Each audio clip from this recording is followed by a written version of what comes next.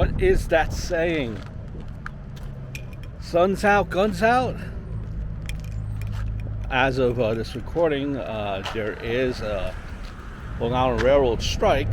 Hopefully when you're viewing this video, there's no longer a strike, because putting this video out in May, and depending on when you're watching that, there's still a strike. That will be tragic for New York. But it's Thomas in New York. Hope all is well. By the Merrick Long Island Railroad Station. And I want to tell you a heartwarming story that happened at this station many of years ago. So, let's talk.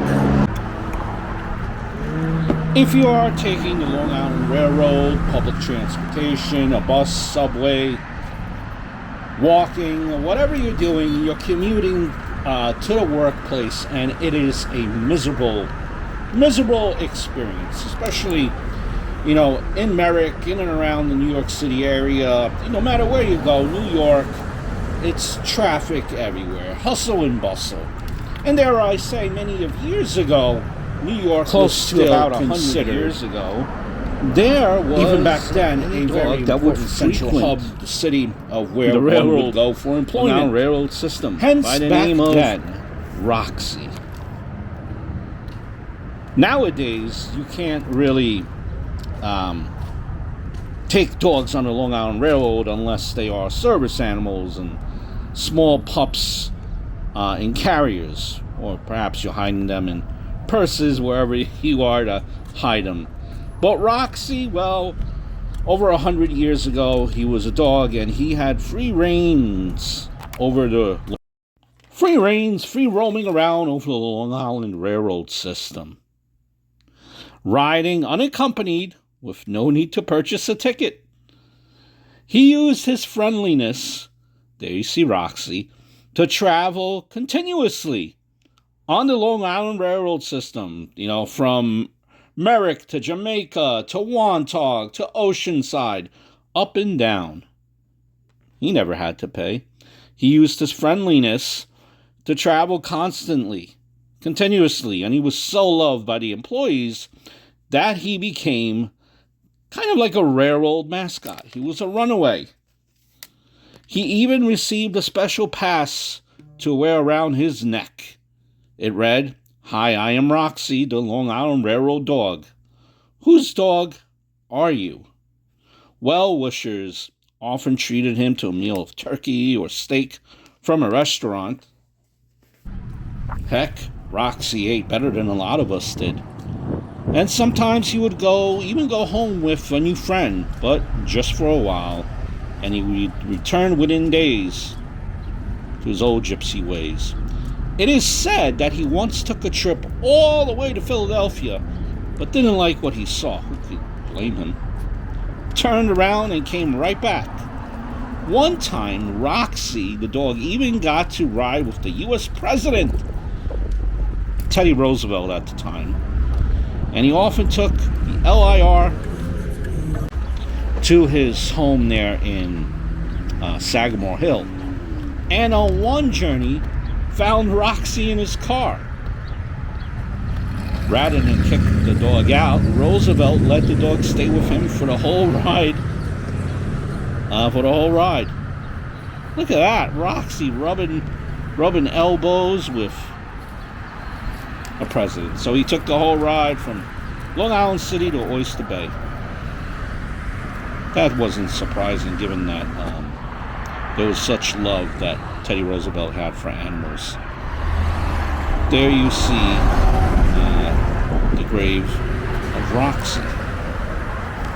Now, Roxey did have his share of accidents over the years, but he would always receive good care from the best veterinarians. In fact, Roxey had his very own bank account. Back then, it had about $300 in there at the Corn Exchange Bank in Long Island City to help pay for any care that he needed. It was paid for by the Long Island Railroad staff. And the commuters helped pay for his funds as well. Even though he was a stray dog, he was loved by everyone.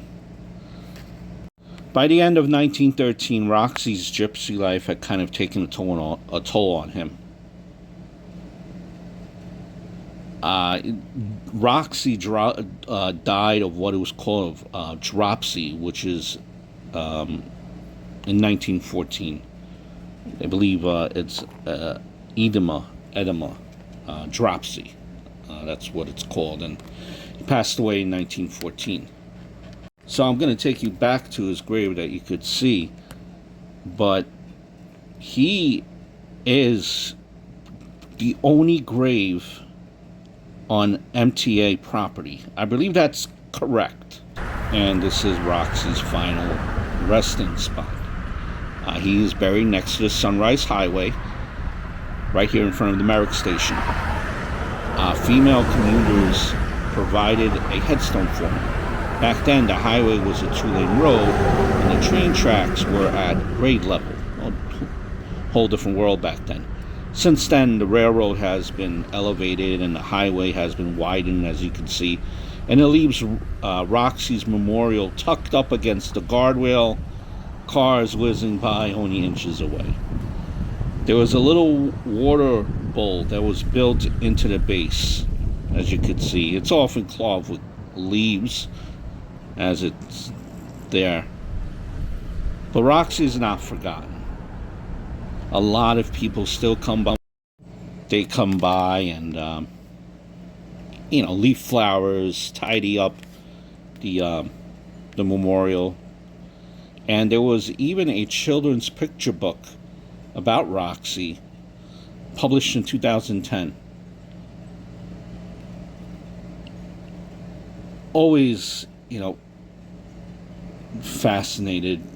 I always drove by this memorial. It's just really a heartwarming story to read about someone, a dog, albeit, that could warm up a lot of people's hearts. Rest in peace to Roxey. It's the way the world is now, with all the craziness. It's good to hear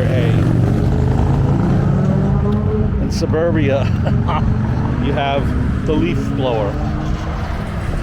Outskirts of New York City, you get the motorcycles and all the hustle and bustle. But nonetheless, like I was going to say, it's good to kind of rewind time or pick up a paper and hear a story that is heartwarming. Thomas in New York, I must skidoo, I must skedaddle. I bid you adieu.